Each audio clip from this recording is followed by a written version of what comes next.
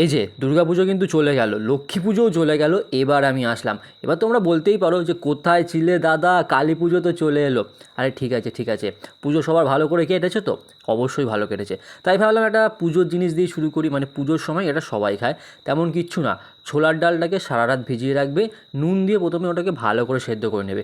এবার কিন্তু কড়াইতে সর্ষের তেল দিয়ে শুকনো লঙ্কা, গোটা জিরে, তেজপাতা আর আদা কুচি, বেশ ভালো করে আদা কুচিটা দিয়ে একটু ফোড়ন দাও, হলুদ দিয়ে অল্প একটু নাড়াও।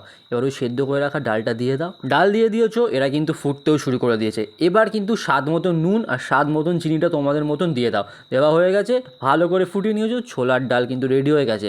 অন্যদিকে কড়াই বসিয়ে দাও, সাদা তেল দিয়ে দাও, এর সাথে একটু ফুলকো ফুলকো লুচি না হলে চলে? ব্যাস ফুলকো ফুলকো লুচি করো আর খাও।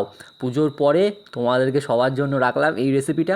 কেমন লাগলো কমেন্ট করে জানিও। আর আমার ডালের জলটা বেশি ভালো লাগে তাই আমি একটু বেশিই নিয়েছি। তোমাদের ভিডিওটা কেমন লাগলো অবশ্যই কমেন্ট করতে পারো। আর কালী পুজোর কী প্ল্যান, বারাসাত বা নৈহাটি থেকে কেউ কি দেখছো, বা কেউ যদি দেখো কমেন্ট করতে পারো। আর তোমাদের ওখানে কেমন কালী পুজো হয় সেটাও কমেন্ট করতে পারো।